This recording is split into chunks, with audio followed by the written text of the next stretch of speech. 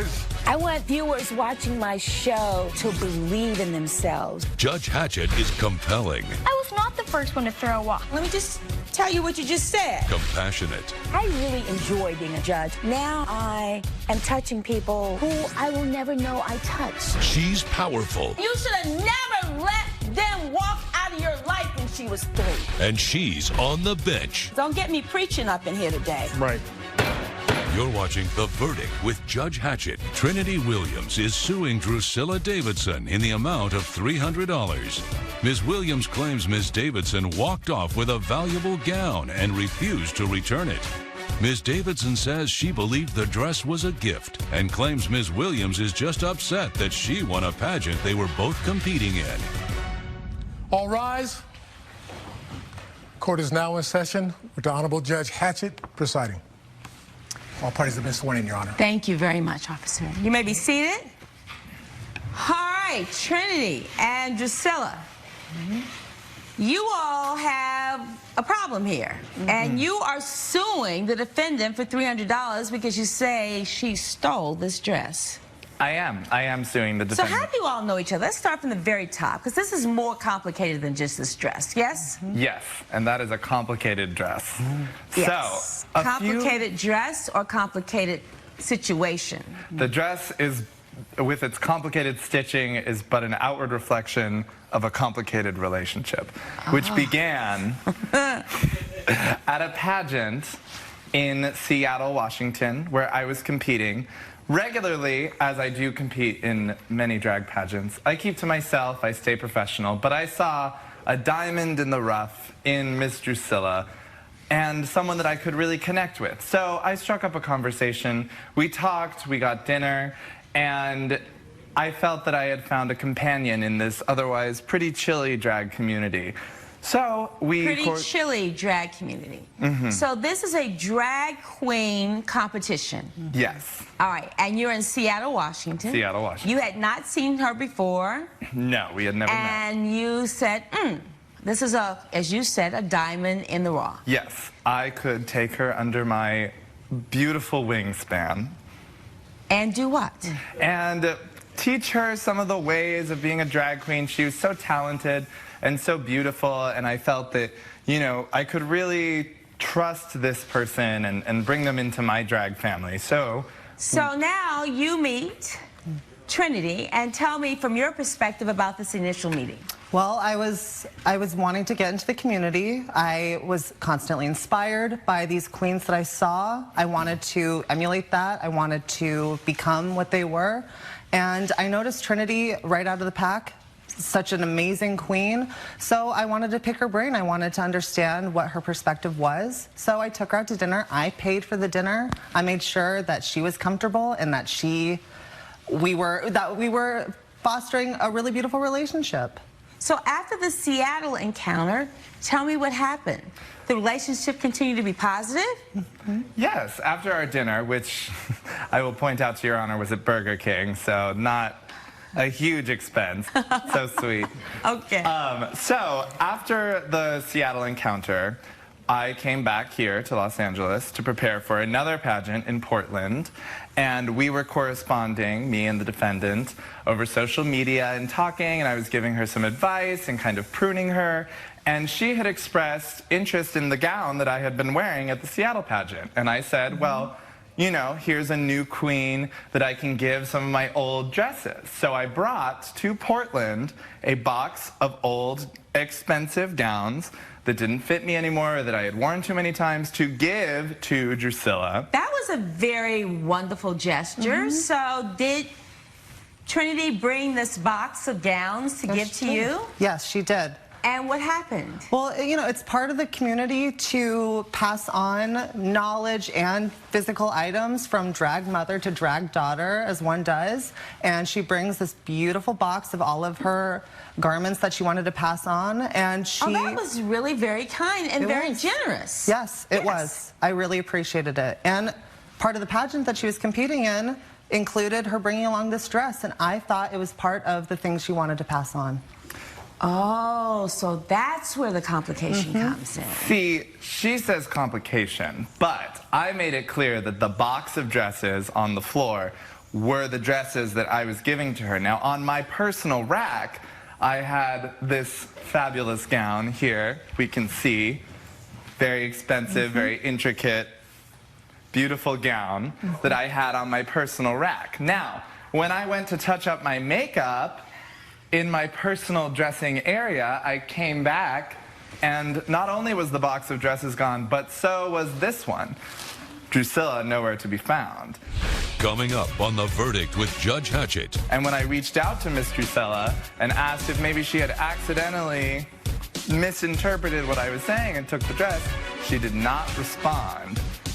And later, I mean, do people come to see the decorations? Yes, and this year we were featured in the local paper as well. Oh, so that really has generated more traffic.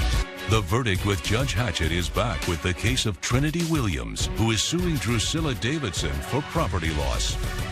Oh, maybe I left it. I didn't want to assume the worst because we had been having such a positive relationship. Yes. So when I went back to Los Angeles and realized that the dress still wasn't there, and when I reached out to Miss Drusilla and asked if maybe she had accidentally misinterpreted what I was saying and took the dress, she did not respond, which was curious because we had been very cordial over social media in the interim between the first two pageants.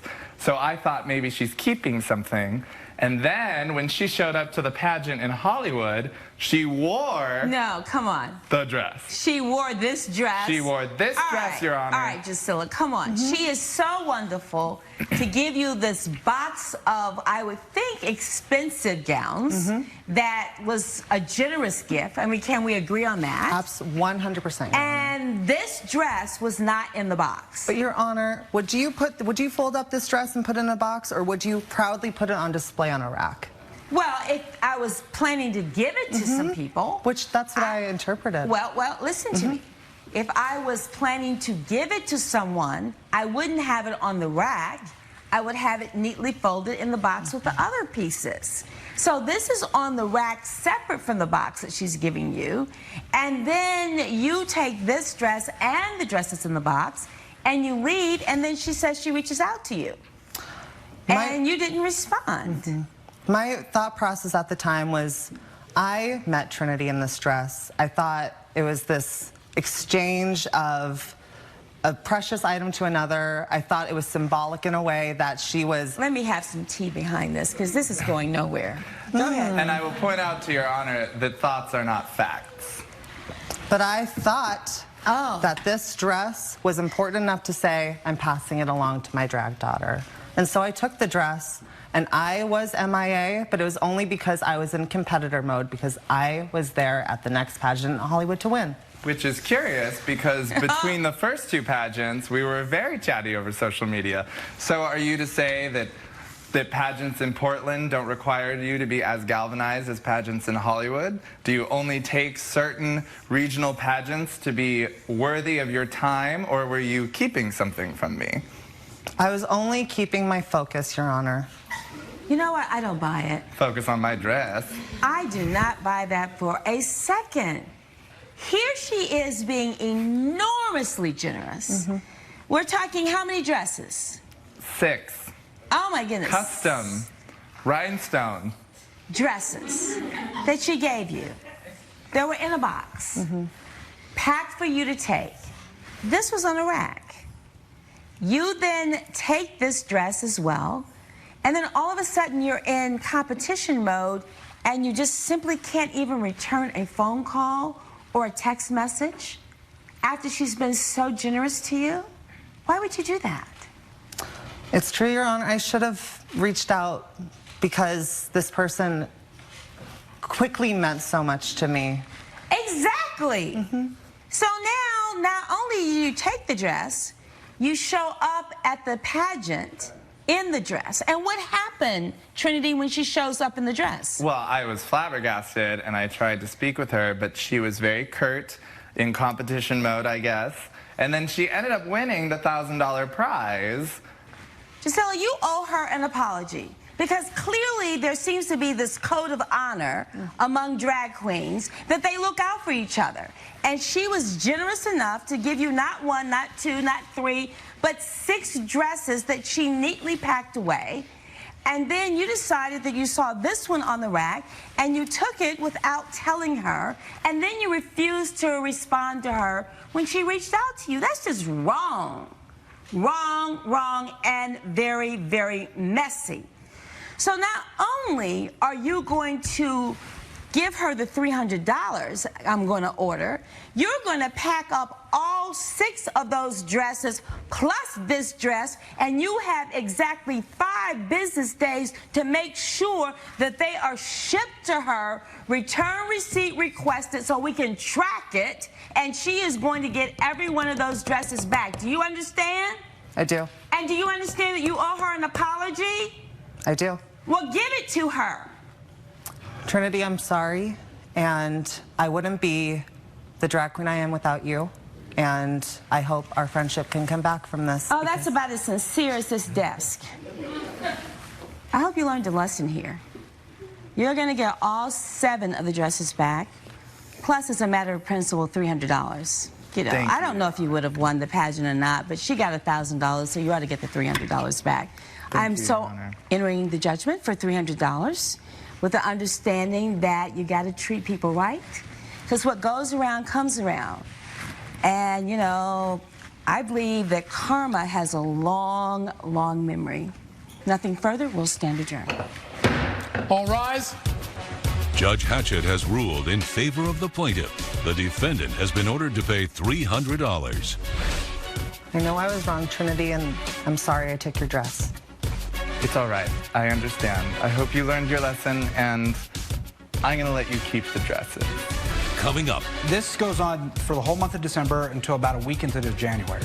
I have a house. I just want to sleep and relax, get a good rest from my work and my life. Bill Edwards is suing Dwight Foreman in the amount of $1,444. Mr. Edwards claims his neighbor's excessive Christmas decorations are a nuisance and says he can't even access his driveway because of the crowds.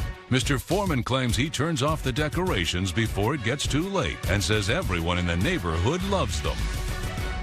All right, Mr. Edwards, I understand that you are here suing your neighbor for $1,444. Is that correct? That is correct. And that you're saying that his Christmas decorations created a nuisance for you in your neighborhood. So start at the beginning. Tell me what happened. Every year it keeps getting bigger and bigger and bigger, and it's getting to the point where the light is permeating through my house. So when you say bigger and bigger and bigger, you mean more and more Christmas decorations? It is becoming elaborate. He has choir groups show up, Christmas caroling. He has a singing reindeer out there. I have a picture of the. Okay, I'd like to see that. So, Mr. Foreman, what's going on in the neighborhood, and why is it necessary for your neighbor to be in here suing you today? Oh my! I moved into my house at about 5 years ago, and we started with some modest decorations, but it became a tradition in our family to add more decorations every year. And as you can see, we've I mean, this is pretty elaborate. This is really elaborate. I mean, you've got decorations everywhere. We really love Christmas. Oh, clearly. Yes. Clearly. But it seems like it's become almost an attraction. I mean, do people come to see the decorations? Yes, and this year we were featured in the local paper as well. Oh, so that really has generated more traffic. Yes, and it's just great to see all the joy that my decorations give to everyone. Coming up. This goes on for the whole month of December until about a week into January. I have a house. I just want to sleep and relax, get a good rest from my work and my life. The verdict with Judge Hatchett is back with the case of Bill Edwards, who is suing Dwight Foreman for private nuisance. So, Bill, what's the problem?